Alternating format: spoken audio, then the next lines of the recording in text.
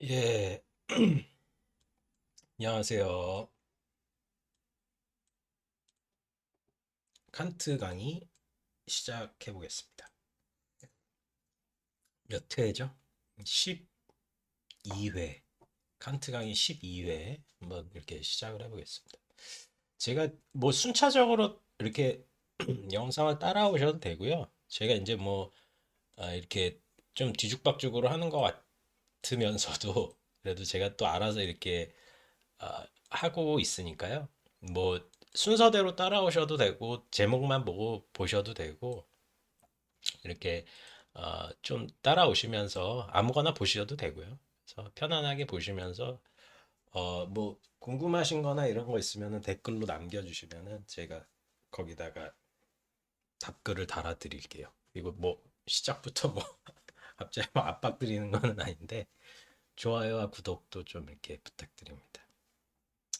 제가 오늘 저번 시간 실천 이성 비판하면서 영혼 불멸에 관한 이야기를 했는데 그 영혼 불멸에 관한 이야기와 실천 이성을 엮었죠. 그래서 사실은 실천 이성, 도덕적 행위를 한다라는 것 자체에서 우리는 영혼 불멸이라는 측면을 고찰하지 않을 수가 없다. 제가 뭐 이런 이야기를 했던 것 같은데 저희가 영혼 불멸 이야기를 제대로 안 했던 기억이 좀 있어서 순수 이성 비판에서 과연 영혼에 관한 이야기가 어떻게 진행이 되는지에 대해서 이렇게 간략하게나마 말씀을 드리고 싶어서 이렇게 또 영상을 녹화하게 됐습니다.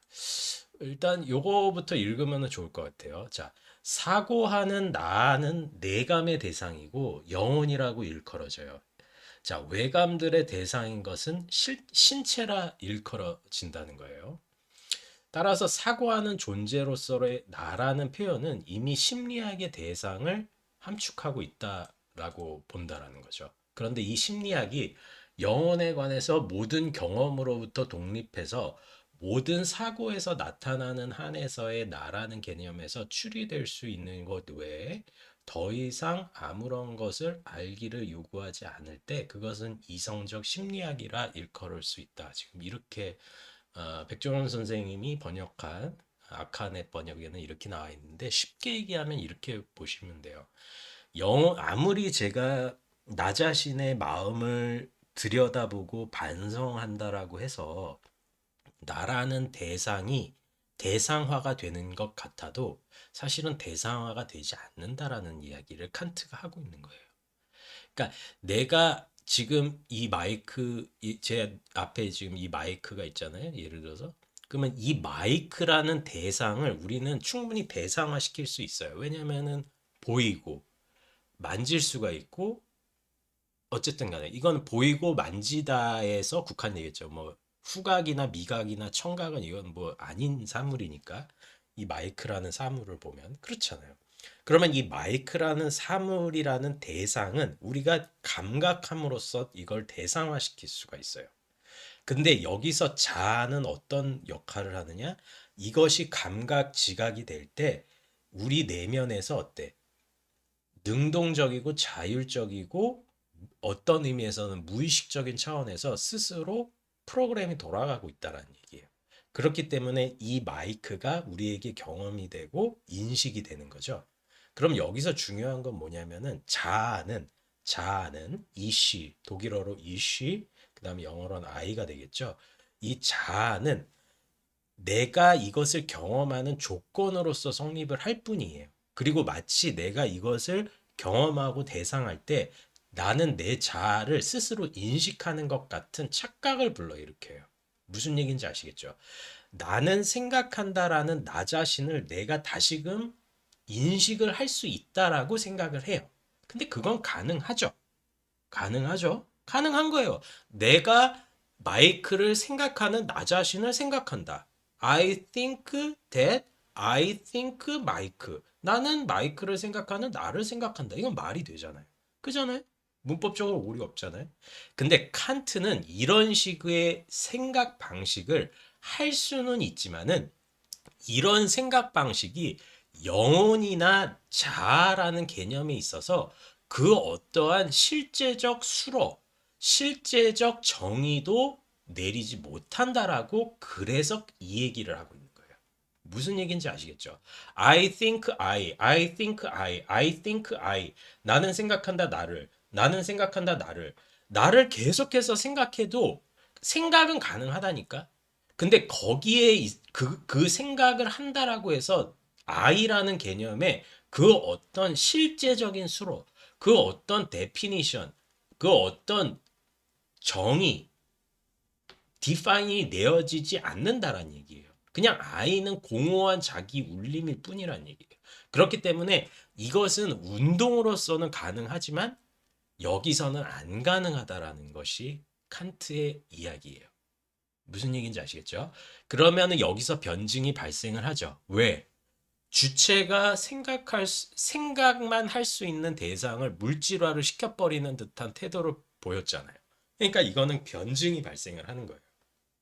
마치 내가 끊임없이 생각을 하는 나는 이 대상과 대상의 현존과 무관하게 세계로부터 초월적으로 존재를 하면서 나 자신을 정초한다라고 생각을 할 수가 있다란 얘기예요.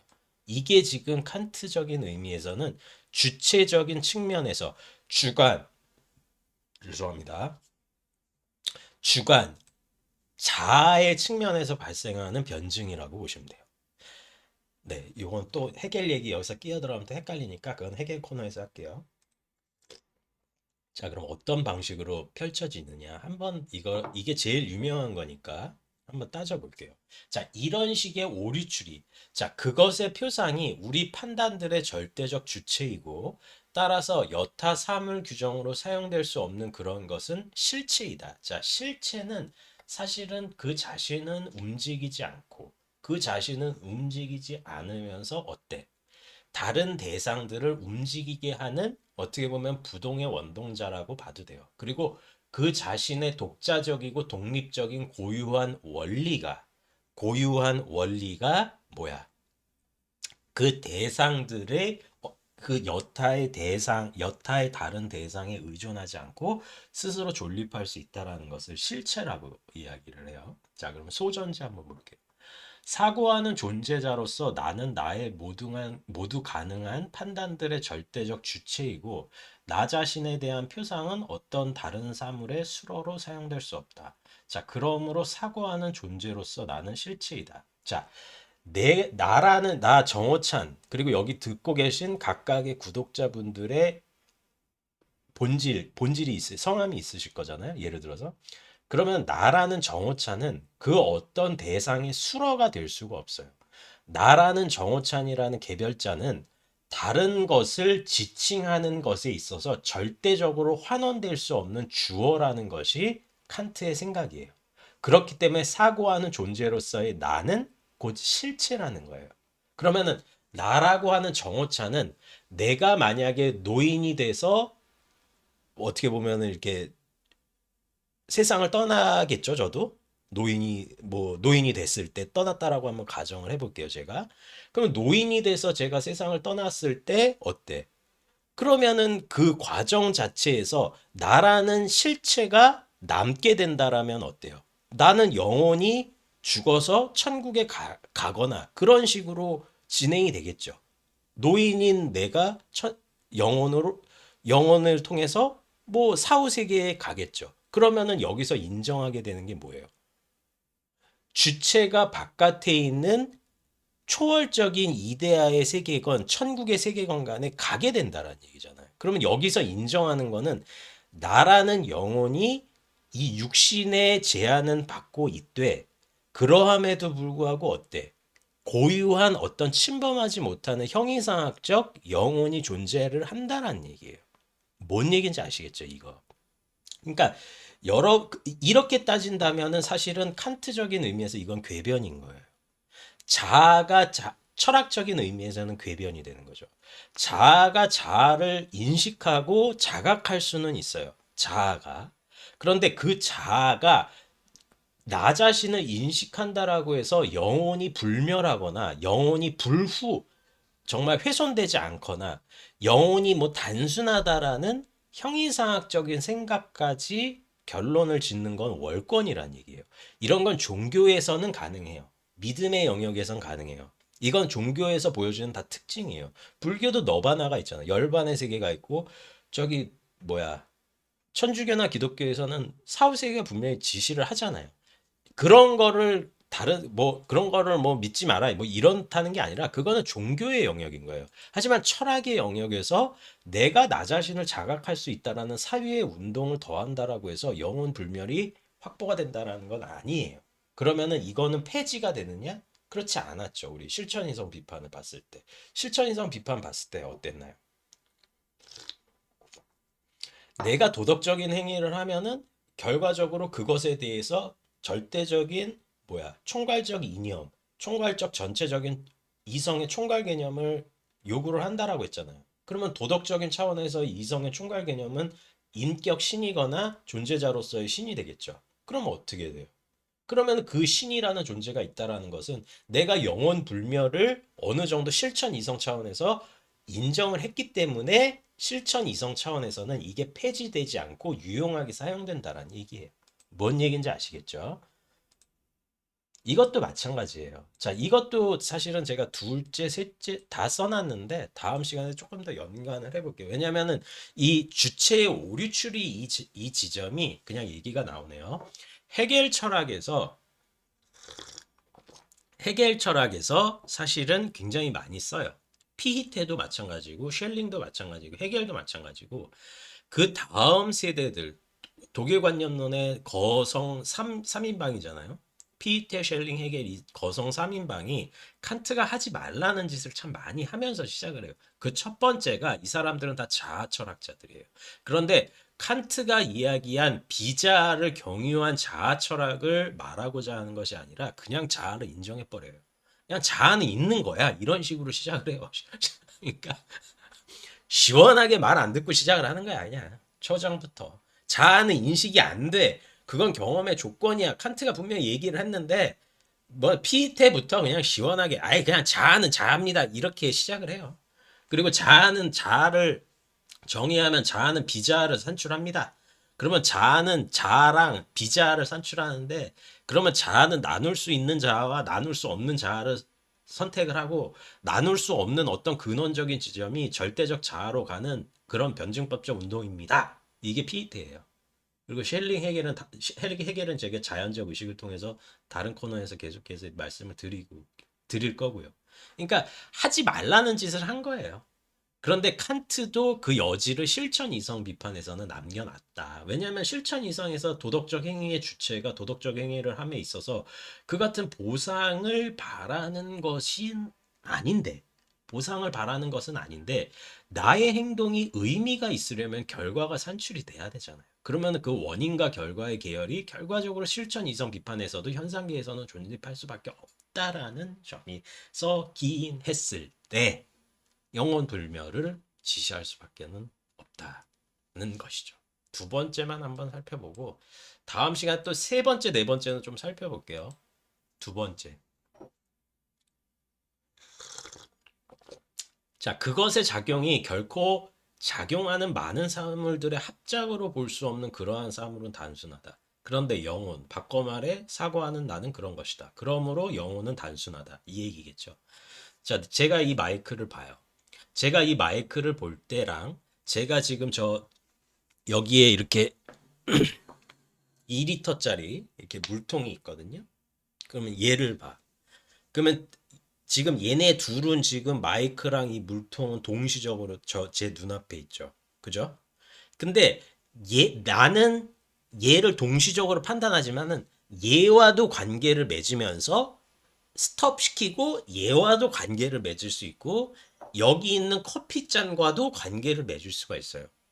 그러면은 여기서 얘를 세 개를 같이 볼 수도 있지만은 커피, 마이크, 물을 같이 볼 수도 있지만은 나는 따로따로 볼 수도 있고 근본적으로 자아는 어때요? 내가 아무리 얘네랑 한다라고 이 관계를 맺는다라고 하더라도 자아는 단순한 상태의 조건으로서만 정립이 되고 얘는 순간순간에서만 나랑 직접적으로 마주칠 뿐이에요. 뭔 얘기인지 아시겠죠? 그러니까 이런 궤변이 나오는 거예요. 그러므로 내가 인식하는 조건으로서의 영혼은 어때? 나는 얘랑 단순하게 맺잖아. 1대1로. 이런 식으로. 그러니까 이 자아적인 포착은 어때? 그냥 나는 그대로 고정된 단순한 실체같이 느껴지잖아요. 근데 이것도 칸트는 궤변이라고 하는 거예요. 그거는 인식의 조건이지 그게 단순하다라는 속성 자체가 사실은 자아에 의해서 아무것도 0이라는 거예요. 더해지는 게 없다라는 얘기예요. 지금 그 얘기를 하는 거예요. 물론 맞아요. 이렇게 있으면 나는 굉장히 인식 조건이 클리어하고 청명하지. 새파란 하늘처럼. 그랬을 때 이게 금방 포착이 되는 거잖아요. 그러니까 나는 마치 단순하고 내 자아는 클리어한 것 같지. 아니, 클리어하다니까? 근데 그게 클리어하다는 게 이것을 경유하는 과정에서의 여기도 반성의 반성이 들어가는 거잖아요. 나는 사유한다의 사유한다를 사실은 단순한 것에 단순한 것이다. 이렇게 바꾼 것밖에는 없어요. 그러니까 이 말도 사실은 자아 개념의 그 어떠한 확보성도 마련해주지 못한다는 얘기예요. 그래서 순수 자아나 영혼의 순수성 같은 거는 사실은 계속해서 퀘스천 마크에 머물 수밖에는 없다. 지금 이 얘기를 하고 있는 겁니다. 네, 조금 어려운 이야기였는데 좀 이해가 되셨으면 좋겠고, 뭐 이해가 안 되시면은 댓글을 달아주시면 됩니다. 그래서 뭐 그럼 제가 다 이렇게 뭐라고 이렇게 또 답변을 드릴게요. 비밀 댓글로 다셔도 되고요. 비공개로 이렇게 다셔도 되고. 뭐, 그래서 뭐 걱정하지 마시고요. 뭐 또 제가 다음 시간에 찾아뵙겠습니다. 네, 구독과 좋아요도 부탁드립니다. 네, 감사합니다.